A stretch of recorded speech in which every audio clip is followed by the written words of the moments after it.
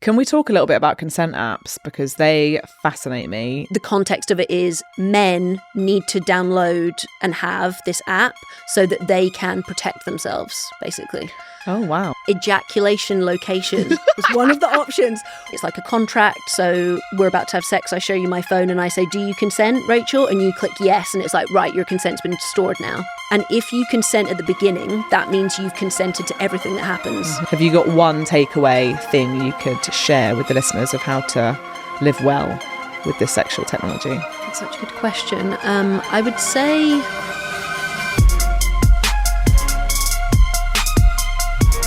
Welcome to Digital Health Diagnosed, your dose of tech wellbeing, hosted by me, Dr. Rachael Kent, lecturer in digital economy and society at King's College London and founder of Dr. Digital Health.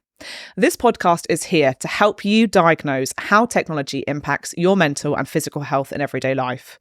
And we look at the different ways in which technology intersects with our bodies. Today, I am so excited to have Dr. Rebecca Saunders with us. We're going to be talking about sex tracking and the way in which intimacy might be able to be monitored through our digital devices. Rebecca is a colleague and a very good friend of mine, and we did our PhDs together at King's. Now, Rebecca's PhD was in porn, and she published a couple of years ago now her first book called The Bodies of Work, The Labour of Sex in the Digital Age.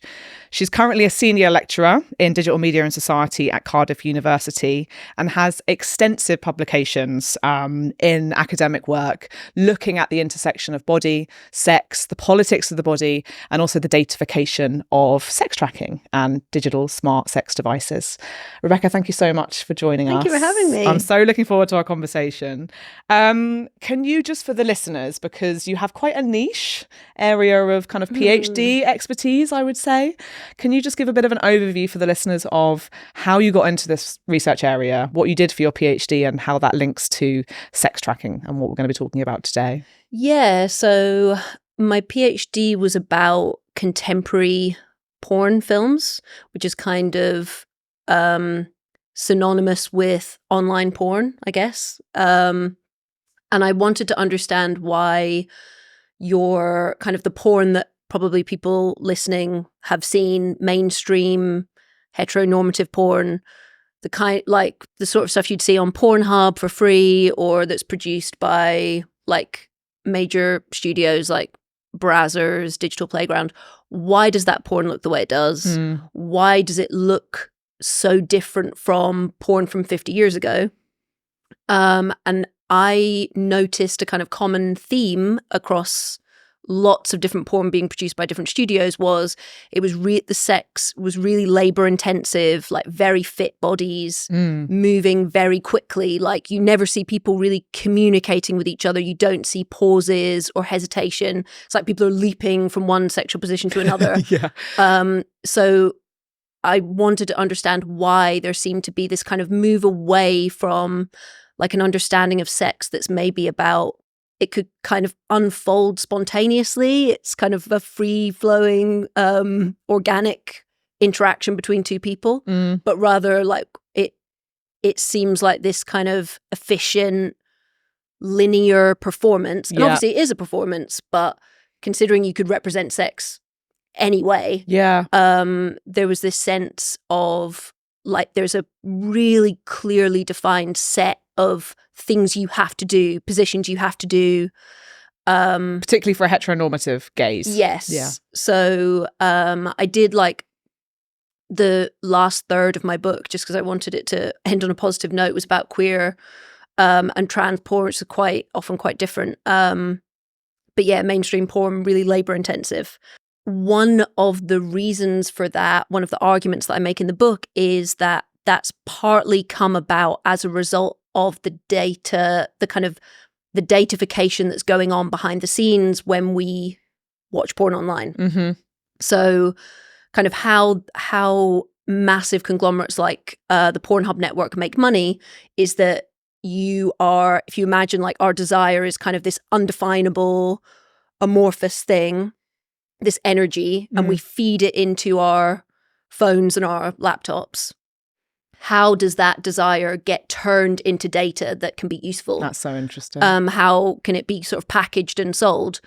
And what online porn, like how it's evolved, is that we are expected as viewers to articulate our desire in the in terms of categories, and like in terms of kind of things that can become data points. Yeah, so summarizing it in a search bar, like very specific things. Yes, and kind of, so there's part of Pornhub that I write about. It's called Pornhub Insights, where they sort of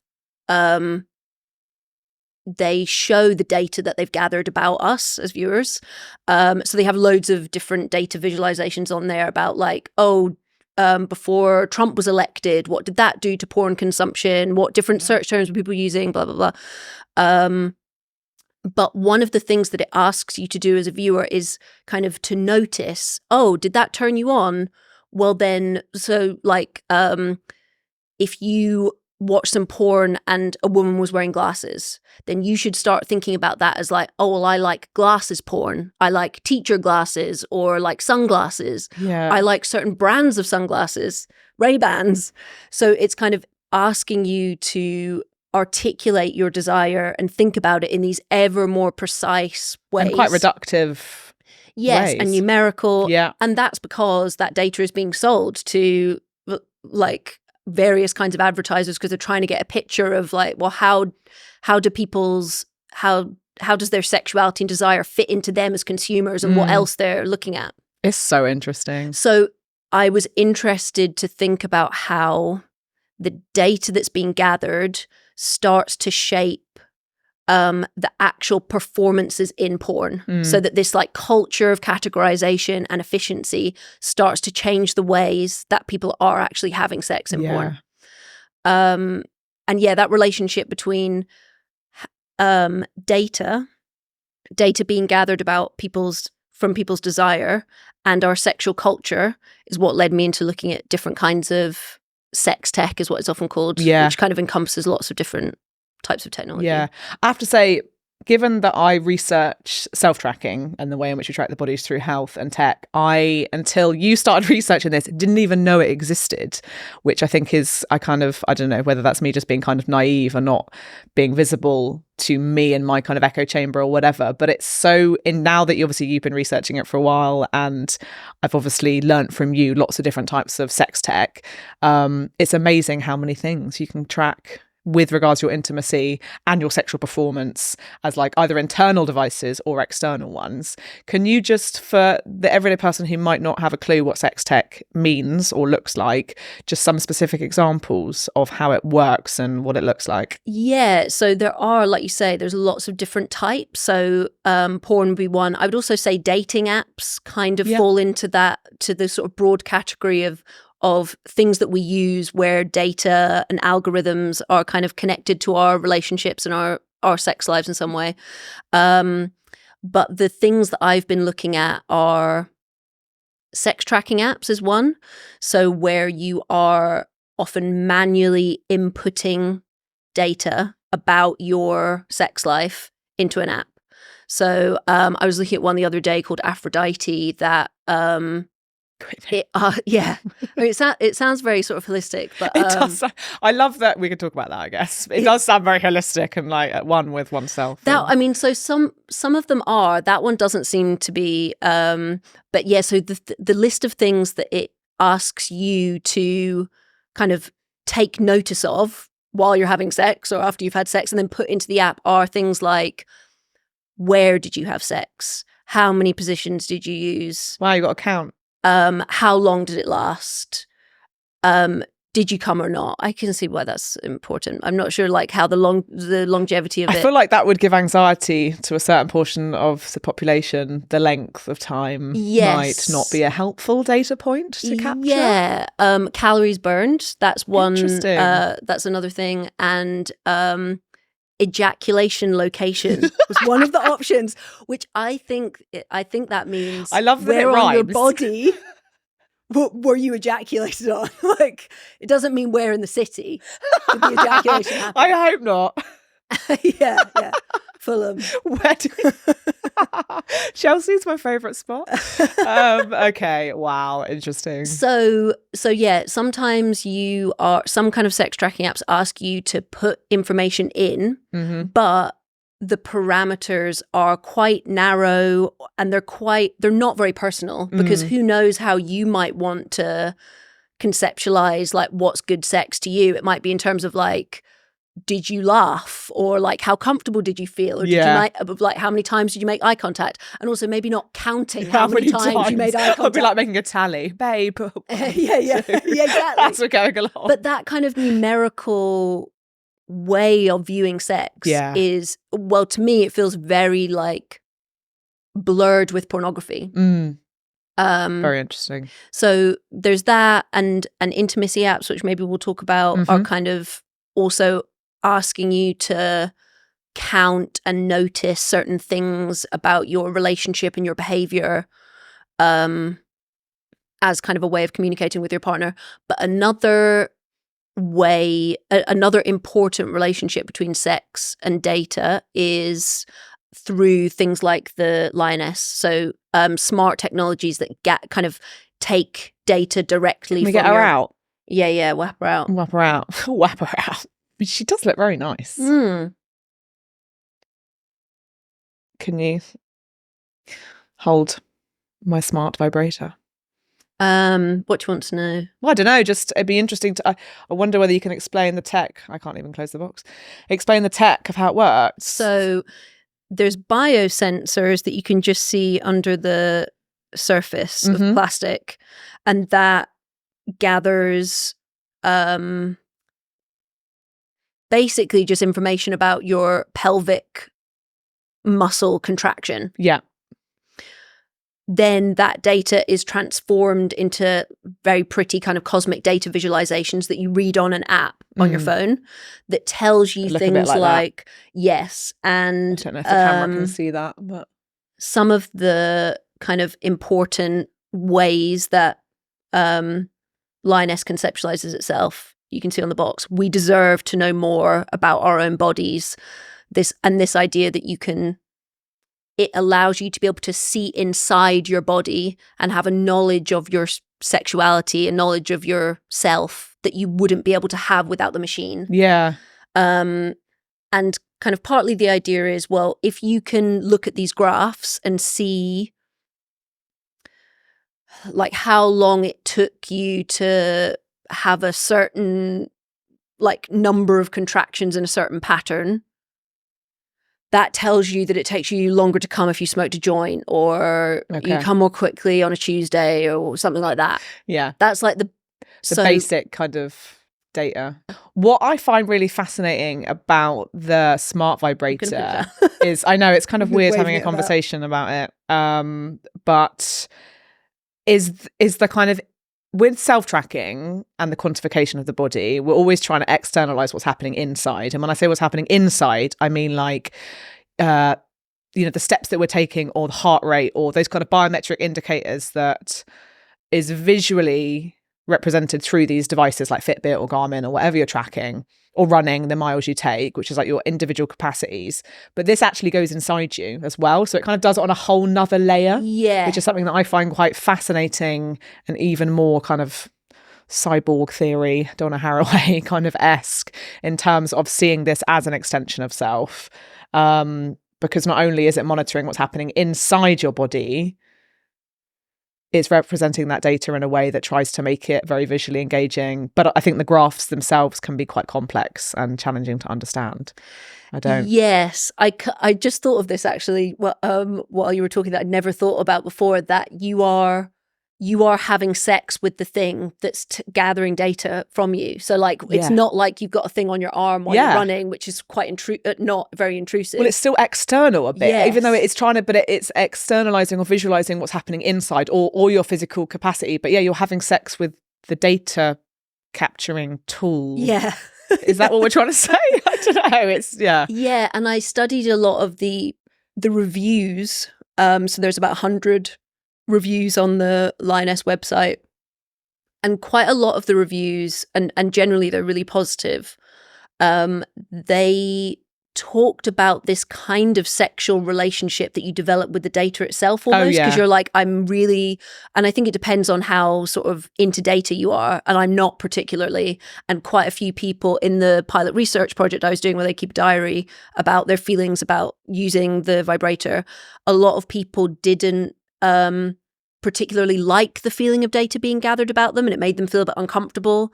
It made them self-aware of like, oh, well, what's this? Who's watching, basically? Or who's gathering the data? You can't get much more intimate than that, really, can it? Yes, but then some people have said it was kind of like that the data in itself was exciting to them. It was like a turn on to have a graph because they love graphs anyway. Yeah. So it was like the two things married together were great for them. It'd be interesting to know whether those people are already like self-trackers or into kind of the acquisition of biometric data in everyday life, whether that's step counting or, you know, that was heart monitoring. Yeah, so it's going to be a correlation of a certain type of user potentially that might lean into that more.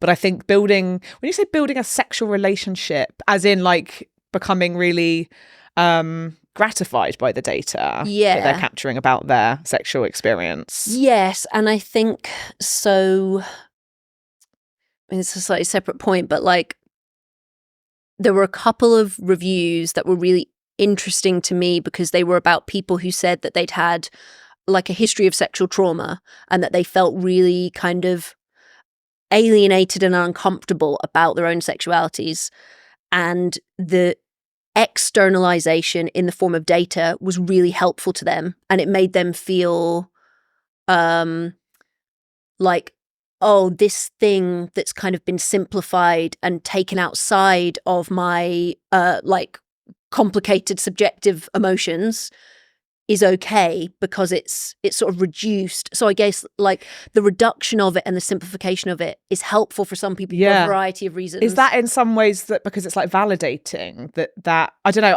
okay, what made me think of, and I'm getting a bit philosophical here, but is I guess if you have experienced any kind of sexual trauma and therefore sex and intimacy, particularly with oneself, might be a very, you know, loaded and traumatic or triggering experience and quite, you know, a challenging one to be able to have intimate times with yourself, does having the data there as like a visual other like acquisition thing, I don't know, like validate the experience more and pull you out of your own psyche or trauma trigger? I don't know, I'm just kind of like, yeah, I think that's very possible. Yeah. And I think, I mean, these were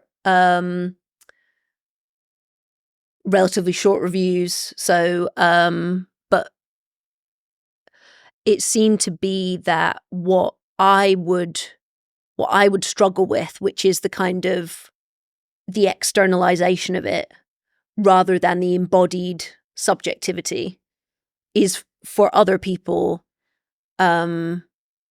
reassuring. I think because it was I think one person used the word depersonalized. Like, this thing is not about me. Yes. It's just about a bodily reaction, which it has been kind of legitimized by being turned into data. My data's the same as everyone else's. My graphs I think that, it's kind of, that's what I mean about validating. I guess it's kind of external. It's happening outside of your own body. Yeah. So it kind of validates its experience or something. I don't know. I guess for those that might have trauma around that or not, or for those that maybe just struggle with using tools or being by themselves in a sexual way. I don't know.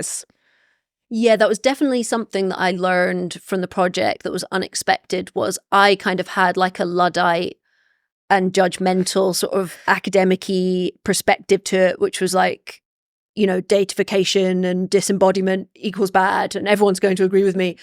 But it wasn't that at all. Like everybody had really different and often very positive experiences. Yeah, really interesting. Can we talk about, is it called iCondom? Yes, although I was looking this up the other day and I can't see it for sale anywhere. Oh. But it was launched in 2017. Okay. And they had very high hopes for it. So I don't know whether it's delayed or where you can actually purchase one. Yeah. But the idea was that it was a plastic ring that you put around the base of a penis and it measures thrust velocity. That's what...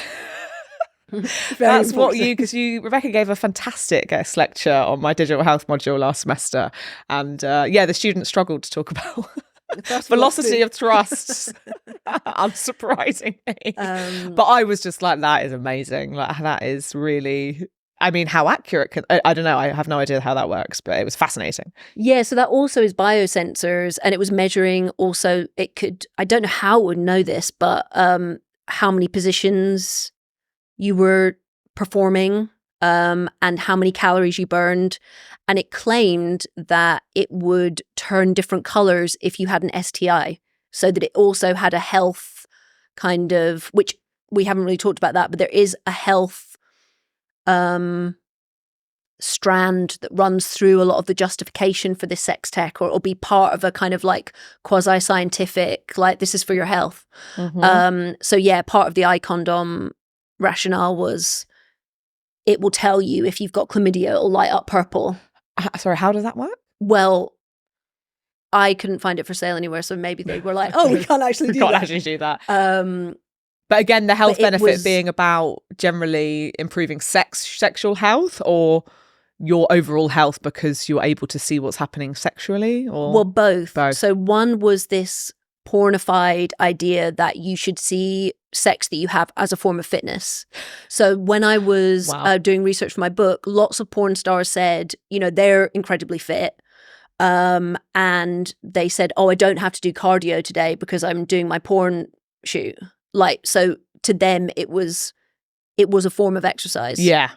So that idea of sex being about calorie counting and fitness has pervaded our sexual culture more broadly, I would say. So interesting. And in male gay culture, I would say that's probably maybe more prevalent.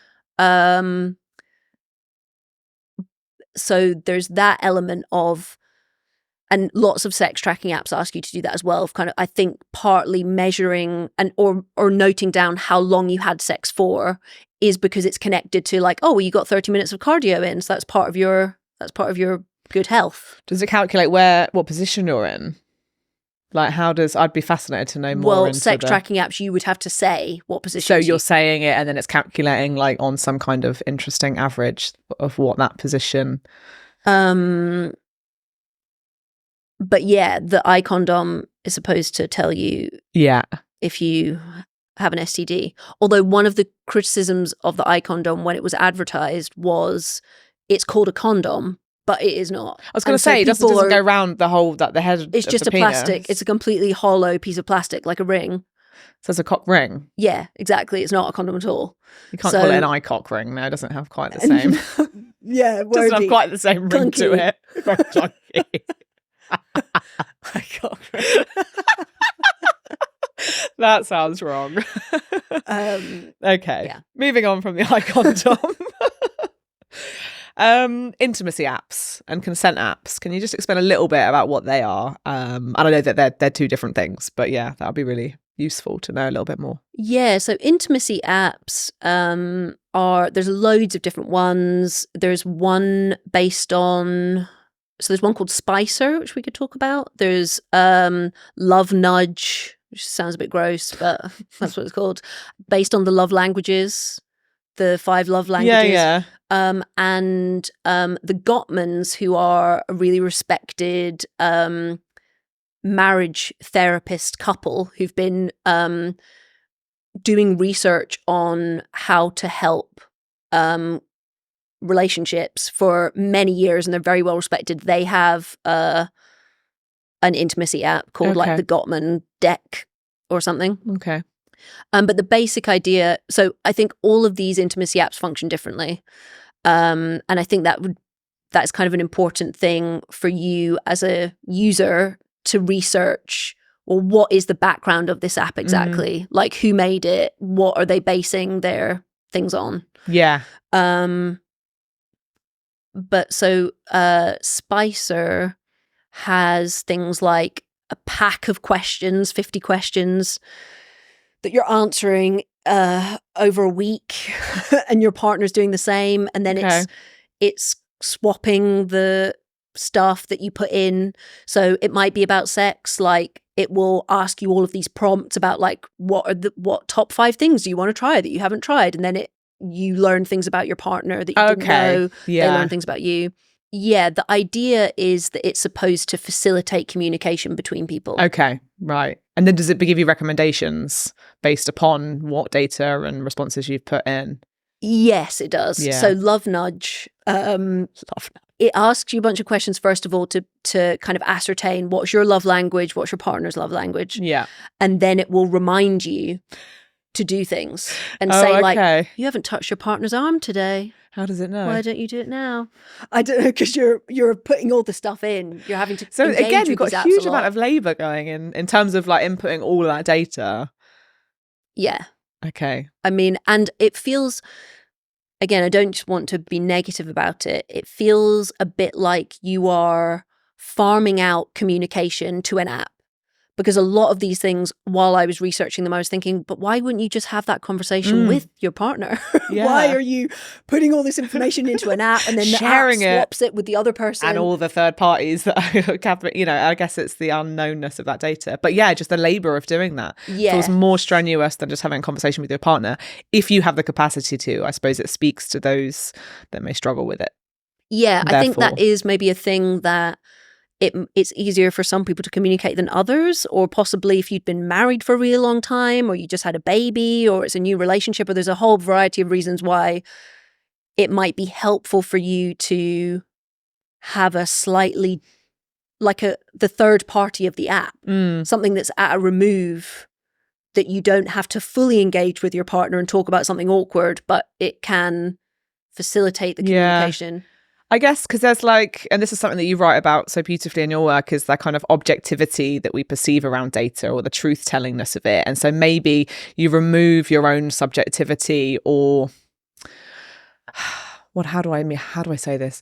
You remove your own kind of emotional investment in that, saying that to somebody, because you're putting that information in a device. It kind of depersonalizes it, that's the word, a little bit, and then you can pass it on to the other person and then they can receive that. Whereas if we were to have a conversation, if we were in a couple and we wanted to talk about our sex life or our intimacy, that might feel quite confrontational. Whereas putting it into the device, I guess, depersonalizes and therefore might create a space for more intimacy, because the data feels less personal in a way. I don't know, than if it came out of someone's mouth. I don't know. Yes, but then also you would kind of think like, well, if we're too awkward to talk about it, so we both separately put our information into the app about what we want to do on Friday, and then we know what the other person wants to do on Friday, at some point we are going to have to come together and do that thing. And if we haven't been able to have a conversation about it, which is what I feel like with a lot of these technologies, is it's not that they're only bad at all, but it does feel like they might not necessarily be helping us to develop the really difficult skills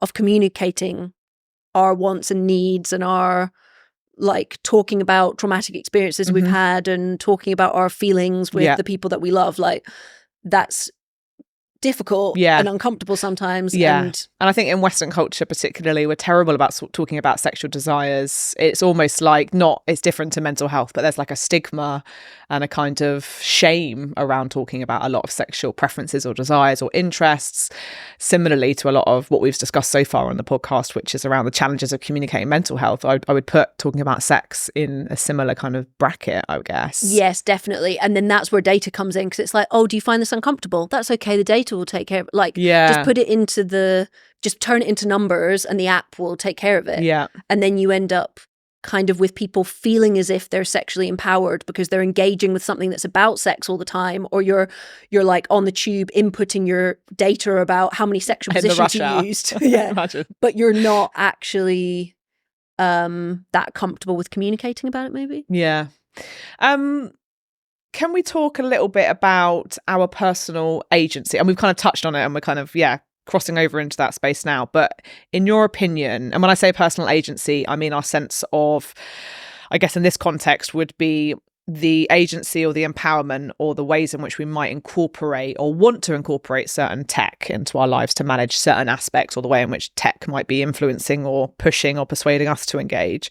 How do you think sex and intimacy tracking shapes that sense of personal agency? That's such a big question. Sorry about that.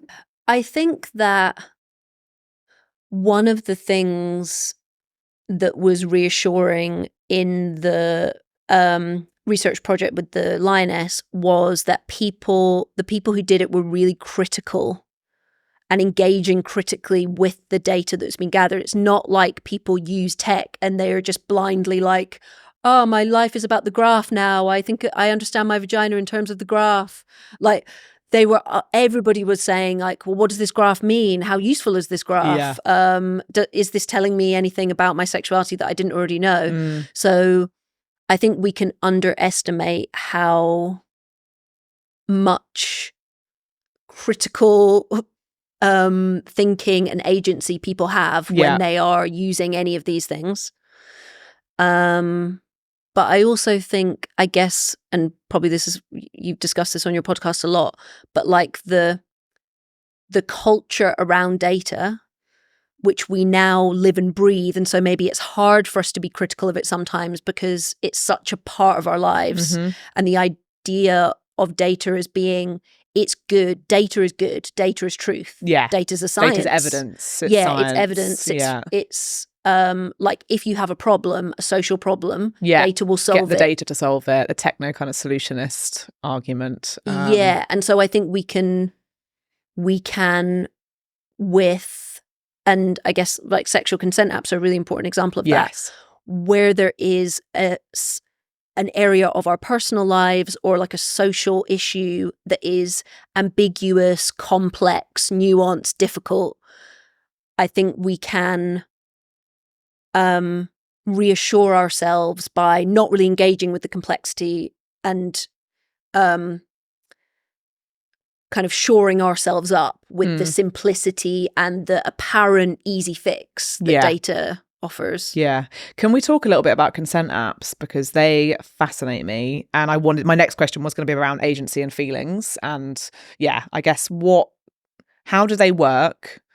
And how do you think, from the research that you've done, shape how we perceive consent? Yeah, it's such a good question. So they work in different ways. There's a few of them. There's maybe about 20 different ones that I know of. And so some of them and there's a really kind of heterosexual context of these apps. Like if you read about how the companies talk about the technology that they've produced, and if you read the users reviewing them, it's the context of it is men need to download and have this app so that they can protect themselves, basically. Oh, wow. Okay. So one way they work is it's like a contract. So we're about to have sex. I show you my phone and I say, do you consent, Rachel? And you click yes. And it's like, right, your consent's been stored now. Okay. So it can work that way. Others record the entire sexual interaction. And so that there's evidence of whether a logged safe word is uttered.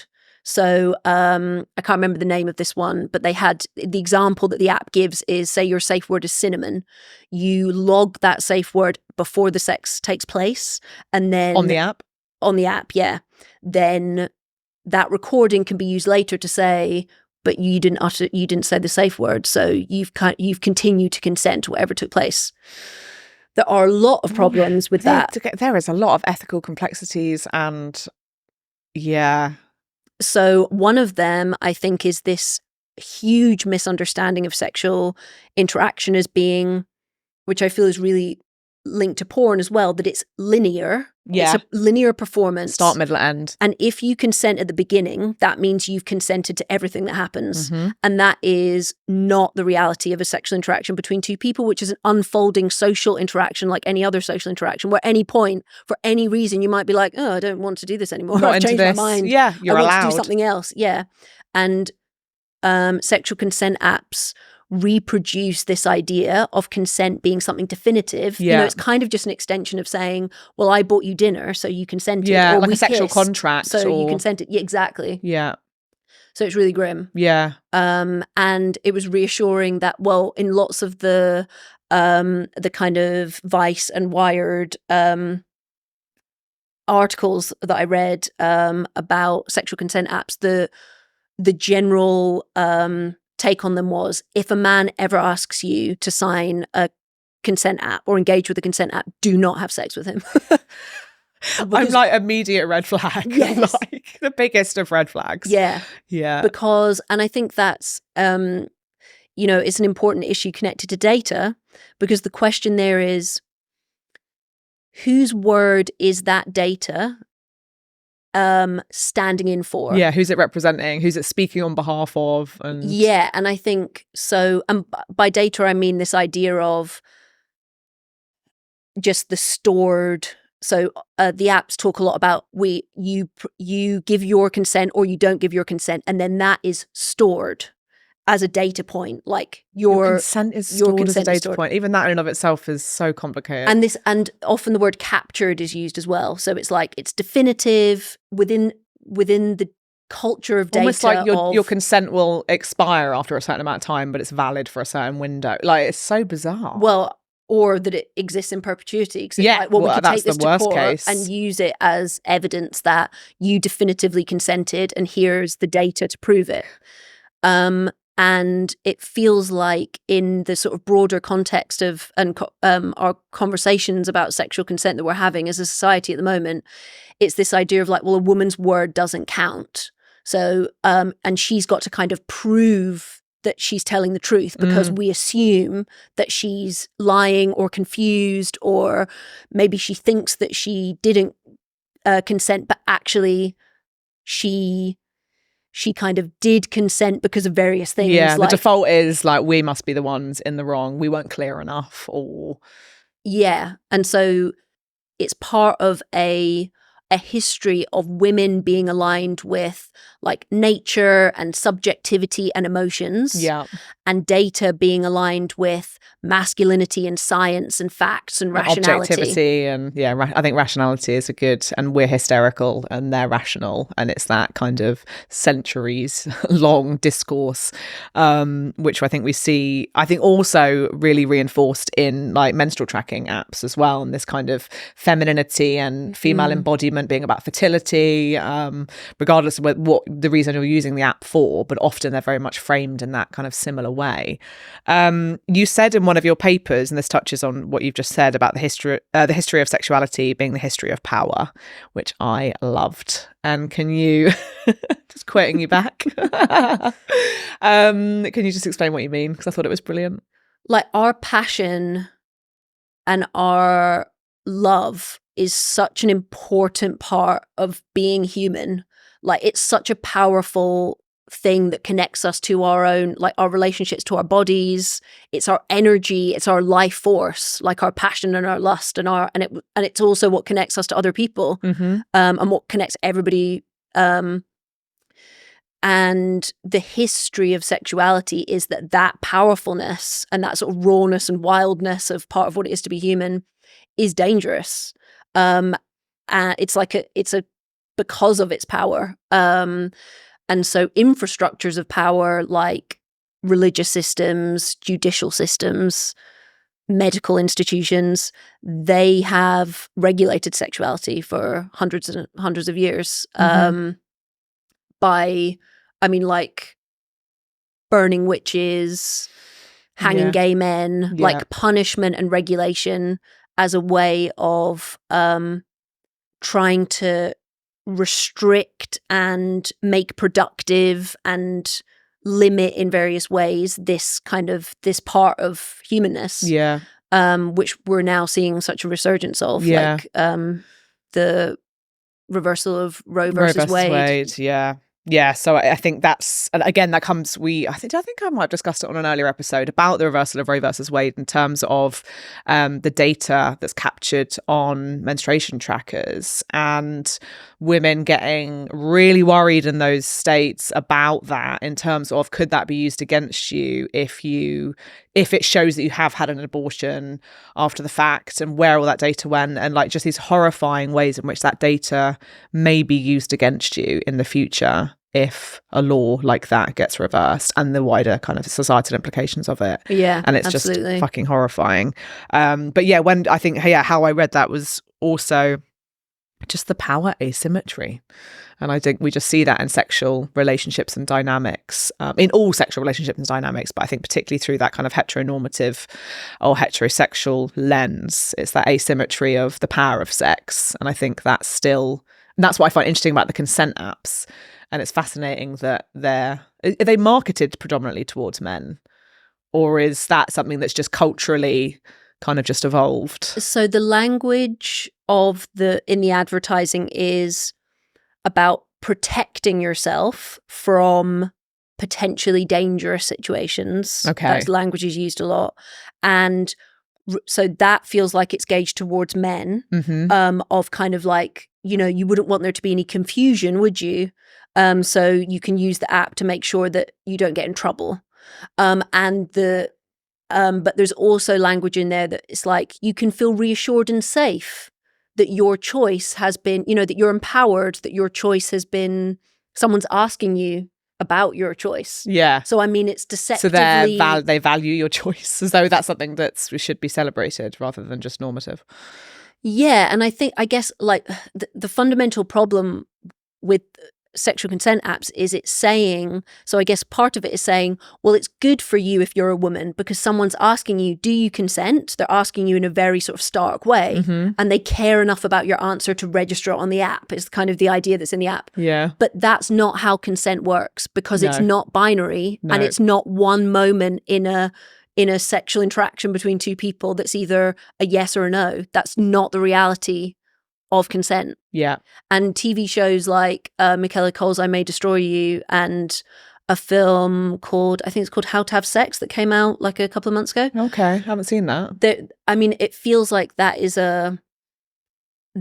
this sort of gradual societal recognition of the reality of how consent functions, which is it is complicated. And the way that there's so many subtle ways that women might not feel comfortable about giving consent. Not just women, obviously. Yeah, I think the binary thing is very, very interesting. And also the fact it being like one moment in time, and that doesn't necessarily consent for the whole sexual interaction or experience or journey or whatever. How do you put a start and an end, bookend a sexual experience? Like there are so many other things that happen within that, physical human interaction. There is actually one of the consent apps asks you it gives you a huge list of sex acts and you tick off on boxes. And they're so pornographic. And it's like what? Can we have some examples? Oh yeah, so it's like come on face sitting, rimming, etc. All of the sexual positions, and you have to go and tick a bunch of boxes. I mean, who wants to tick box that exercise? Like that? But that is so. Jesus. That is so pornographic to me, is this idea of, because if you're a porn performer, that is how you obviously prepare for a scene, is like, here's what we're going to do. Because that's the categorization that you go back to that we spoke about at the beginning, right? In terms of like what turns you on or what your desire might be. But also that's your job. And so you're going in being like, oh, here's our script, here's the thing that we've got to tick these boxes. But that's not how, when you're having sex recreationally, not as a professional performer. I prefer to have sex recreationally. How about you? I do it more as part of my job. But yeah, it's very performative, and it feels very kind of datified to me, because it's part of like, there are these well-defined things that make up sex, and sex is not about actually connecting with someone, or like a feeling, just like a nice feeling of being close to someone or being like together with someone. It's about externalized acts which you have ticked a box to say that you consent to. It's very interesting. And it made me think, one of the things that you write about was also about rape culture, where you were saying tackling the problems of rape or the social problems of rape, and these kind of apps are often presented like as a solution to that. And I think, can you just explain, I guess, or extend that argument a little bit, like where that sits for you in terms of coming to that kind of conclusion, or how you see that when you have done research into these apps or sex tracking or sex tech as a whole? I guess what we're grappling with as a society and as a culture now is the complexity of sexual interaction and how sexual inequality and disempowerment is kind of baked in to sexual interactions between men and women in so many ways. And that's a problem, like it just kind of like in terms of, so I think the conviction rate for rape in the UK is 1%, less than 1%. And it's very low, like all over Europe, very low in Australia, but low in America. And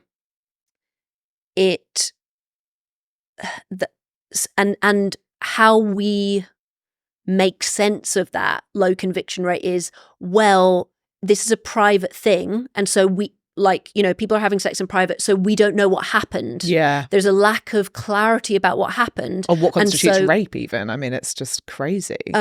Yeah. And so data will be able to get rid of that confusion and grey area ambiguity, because it will be able to say there was either a yes or a no. That's reassuring and simple. Oh, good. Like a yes was stored or a no was stored. Job done. Yeah. But actually what's required for us is like in our society is to develop empathy, to change the way that we think about sex, so that it's not about like you taking something from someone or getting something that you want. It's about actually caring about the other person. Or a power kind of play, or yes. Yeah. I mean, dominance, obviously or yeah, exactly. Yeah, like it's not about violence and domination. Yeah. But also not like porn has told everybody is. And yes, well, but kind even of mainstream porn anyway. I mean, like for kind of even where it's not that you've, so I mean the majority of instances of rape, they're not by you randomly being attacked by somebody on the street who just wants to do violence to you, like a mugging. They're in relationships. Yeah. And there's so much complexity there, and so much kind of, I think that there's a lot of scope for people and men being educated about and caring about, like, oh, I didn't know that that's what that felt like for you. Yeah. Let me hear what you're saying about how you feel nuances of disempowered, or consent. why you didn't feel like you could say no, or and that's such a potentially valuable conversation for us to have. And then having something like sexual consent apps just kind of bypasses all of that communication and empathy and development. Yeah. Oh, it's troubling in a way. I mean, I like the fact that it contributes to a part of a conversation which is about, I guess, raising awareness and education. Again, I feel like I'm being a bit utopian on the consent apps, I mean. But at the same time, it's so incredibly reductive, and it just creates, as you say, a lack of conversation. It's not going to prompt communication about it in the way that we need it to actually tackle those problems at a societal level. If you just go, here's an app that will do that, it just removes agency. I think it removes the ability for those to actually educate themselves on what consent actually means. Yeah. Yeah. I mean, also, it's like if you're the person who has the app and you're asking somebody to tick a box as to yes or no, how do you then go on to have sex with that person? Like, how are you then in your mind conceptualizing, like, oh, because she clicked Does that mean you behave differently? Yeah. Like, and then what if you are violent? Or what if you do something that person then doesn't, as you say, like the way it's presented in a linear way? What happens if you do something the other person doesn't consent to and they're not happy about? You've gotten your yes box ticked. So does that give you permission just to do whatever you want? Yeah. I think that's incredibly worrying. How does engaging with our datafied selves, so the ways in which selves and bodies can be turned into data, produce expectations of control? And we've touched on this a little bit at the beginning, but I'd like to kind of come back to that, maybe with regards more to the sex tracking side of things. I mean, it's connected to some of the things that you've talked about today, is because it's externalized and it's simplified, it allows you to feel like you're taking something that's a kind of amorphous mess in your mind, and it's being brought outside of you turned into numbers and simplified. Mm. And that means that you can control it in terms of, I mean, there's connections between sex tracking apps and health. So the idea in a lot of these sex tracking apps is that you are using the app and tracking your sexual thoughts or tracking your sexual kind of like how many positions are you doing with how many people, with the intention of becoming more sexually fulfilled and a better partner. Okay. So not more sexually fulfilled yourself. Well, it's both. Both. Okay. So there is this problematic undercurrent that what you should have is more desire. Okay. And so you're using the app to try and make yourself have more desire and also develop more skills so that you can be, I mean, it doesn't feel dissimilar to Cosmo of like, here's how you give the best blowjob. Here's a guided thing about how to do this, that, and the other. I forgot about those awful articles. My friend peppered my teenage years. There was one that I still remember that was like, God. The best kind of lube is 50% spit and 50% lube. It's like, what, you mixing them together in your hand? In a little Petri dish. Yeah, what? Yeah.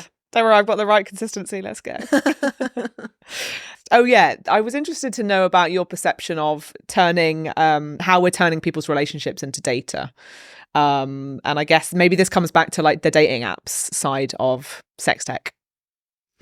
Yeah, so I guess dating apps, it's not like you're engaging directly with data in the way that you are with a sex tracking app or a smart vibrator where you're looking at data visualizations about your body or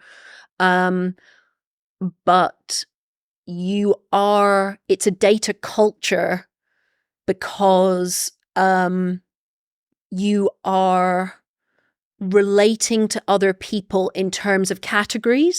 So things like you define yourself and read other people in terms of like spiritual or not, wants baby or not. Binaries again. Yeah. And height and other things like that. And also a lot of research in dating apps has found that people aren't actually using dating apps to find partners or to find hookups.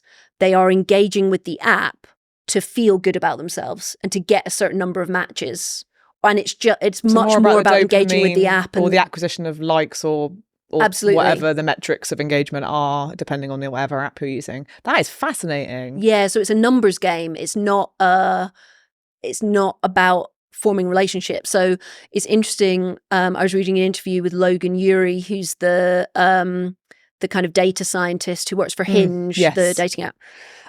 And she was saying how basically talking about the algorithm that Hinge uses as being a way that you can bypass the fallibility of your own subjectivity to find the best partner. The idea being like, well, I'm traumatized and I'm confused, and so I'm not very good at choosing the my right partner for me. So the algorithm will be able to make a better decision than I will be able to. Yeah.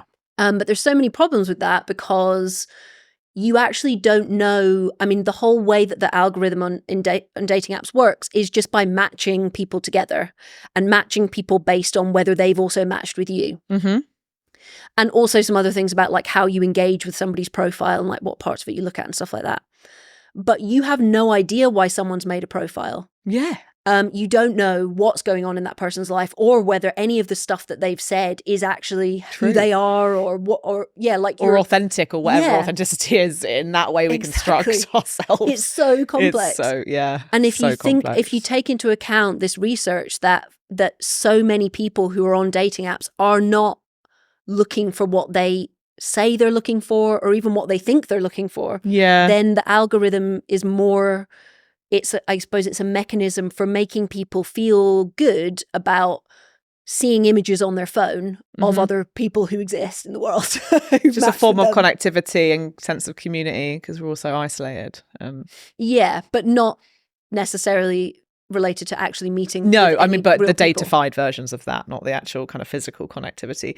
But how can we rely upon the algorithm to make the decisions if we're the ones inputting all the data into that algorithm in the first place? Yes. I mean, there's a flaw to that argument. Yeah. But I mean, this is a big problem with data, and why like your podcast is so important and thinking about these things so important is we need to critically engage with this idea that data is going to solve everything, or that it's facts. Like, no, it's not. No, it's not. It's shaped by us, and we need to question it. Well, I guess that we've had on earlier episodes Ada Lovelace Institute come on and talk about AI, and it's that other idea about like, you know, AI. It's either the two camps of like AI is going to save us and it's going to, you know, make life so easy and automated and wonderful. On the other side is robots are going to take over the world. And it's these two kind of really kind of problematic ends of the spectrum of extremes of ways of looking at AI. But, you know, largely AI is often presented as the solution to so many things without actually thinking about the implications of what that means in terms of, particularly in that, I'm thinking largely in the health context, where we will always still need clinicians to review diagnostics and check patient interactions and things like that. So I think it's the same thing of, I guess, in our sexual or intimate relationships, we can't ever just think we can rely upon an algorithm or an app or a tracking device or a smart vibrator or an iCondom to give us the pleasure that we think we desire through that kind of visualization of it. Like, it's so intangible to think where that's going to go. Yeah.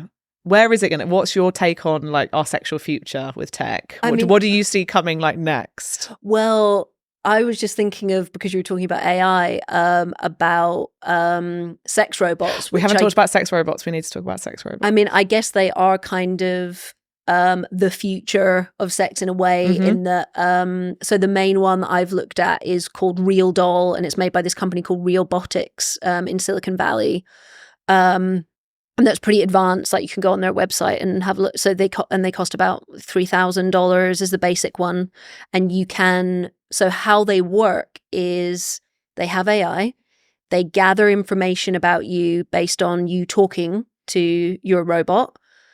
And then they regurgitate that in a way that sounds like communication. So when you get home from work, it will be like, how was Jean at work? Was she a pain in the arse like always? You should eat a hamburger, your favorite food. I like your imitation. Yeah. I'd make a terrible sex robot. A little bit scary, not gonna lie. What do they look like? Are they naked? So I was just looking at this How is a robot yesterday, naked? But yeah. and it's terrifying. So there's lots of videos on YouTube of the founder Matt McCullen interacting with the robot and showing you how it works. They have a really uncanny face that so it's pretty advanced in terms of robotics, I think. Like, it can move its eyes a lot, so her eyes are it's supposed to be that her eyes can replicate the same number of movements as a human eye. Wow. But like, she's still got stretched latex skin, and like her mouth is a robotic kind of jaw that's, I don't know why I did that. She has a Scottish accent. The original has a Scottish accent because that was scientifically. Did you feel an actual affinity to what? Although she has a much sexier Scottish accent. Sorry, that's proven to be the sexiest? Yeah. Ah, that's cool. And kind of the most reassuring. So they use it in call centres a lot. They often have Scottish people in call centres because it's very interesting. But you can also customize your robot now with photos. So you can go with a photograph of, say, an ex-partner, and they'll make the silicone mold of the person. Yeah. I think there was a court case about whether that was allowed. So, and I guess like a clone. Well, I mean, they're so robotic. I mean, yeah, obviously I'm not talking about like genetically, but like in terms of like visually, like you can create something that looks similar to a real person.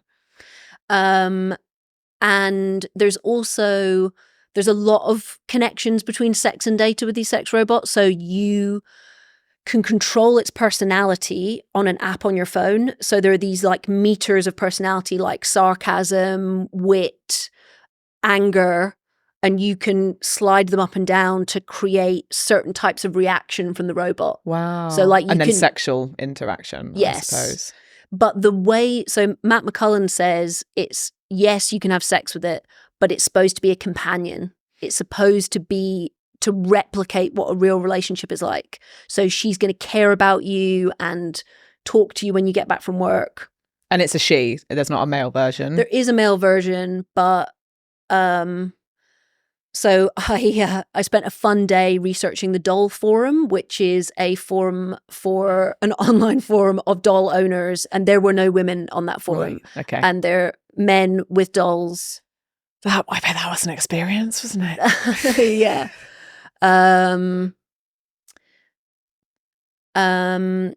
And it also has, so you can buy all these various customizable things, and one of them is called a vaginal insert, which is a plastic thing that's got Bluetooth at the end of it. So as you have sex with this robot, oh god, I know where you're going with this. It controls, and you kind of control it with your app. It controls, it creates like mimicked sounds. Yeah, pleasure sounds. So it feels like you're having sex with a So if you hit a certain person. spot, you get a pleasure sound. Yeah. Wow. Oh, okay. And so you were asking about the future of sex. Yes. The way that sex robot is marketed is, again, a bit like the consent apps. Like, this is going to help people connect, to learn how to communicate. It could be like a helpful way of educating yourself if you don't know how to have sex. And I don't agree. I think that having sex with a robot that comes whatever you do to it, or like replicates the sound of coming, not going to educate you, is not going to help you learn what having a relationship with a real person is like. Yeah, well said. I think this has been the most enlightening and shocking conversation that I've had on the podcast, in a good way. We can have a drink after. Oh, we're going to need one. Yeah. Okay. I think we are kind of through most of our questions. Just to finish up then, we like to ask our expert guests to give a takeaway tip for the listeners on their area of expertise. And obviously yours is living well with technology and sex tech. Have you got one takeaway thing you could share with the listeners of how to live well with this sexual technology? Oh, that's such a good question. I would say that there can be real benefits that for you as an individual of using a variety of these different things. Like, something might just really resonate with you and help you. And that's great. But I would just encourage you to ask questions about whatever the technology is that you're using. Like, who designed this? What is this giving me? Like, what am I getting out of this? Mm-hmm. Is this telling me something that I didn't already know about myself? Is it starting to make me see sex in a different way that I don't love? That's really interesting. And I would say the most important thing is trust your intuition, trust your own body. Mm-hmm. Like, come back. Don't let data, however interesting or useful you might find it, don't let it kind of make you lose your connection to your own body and your own kind of knowledge of yourself, which is inherent. Amazing. Yeah, absolutely. I think that is so important, to not over rely on the data or what the data is saying about, in this case, your sexual experience, because I guess the power of placing an increasing weight of, I don't know, a prioritization on the data of your sexual experience could remove so much enjoyment from the act of it as well. And I think, like, sex should be fun and playful and enjoyable and not monitored and datafied. This is my top tip. Yes. And, like, you know, heavily surveilled. I don't know. I think my kind of takeaway is just to be conscious about who is commercially benefiting from whatever technology it is that you're using for your intimacy or for your for your sex, whether that's with a partner or by yourself. I think it's just important to keep that in mind because it's very intimate, this data. And maybe by itself, it doesn't hold a huge amount of weight, but you put that with all your other data points. Or you start to place kind of the weight on data rather than your own experience. I think that's got the potential for harm. Yeah. Trust yourself. Trust your body. Trust yourself. Nice finish. Rebecca, thank you so much. Thank you for having me. I'm so just lovely. my mind is blown, like genuinely blown, but it's been really fascinating. Thank you. Thanks, Dr. Digital Health. Thank you for listening to Digital Health Diagnosed, your dose of tech wellbeing. We're here every episode to give you tips and strategies to live better with technology, and today, live better with your sexual technology and intimacy apps. Please remember to like, follow and subscribe across all the usual channels. I'll see you next time.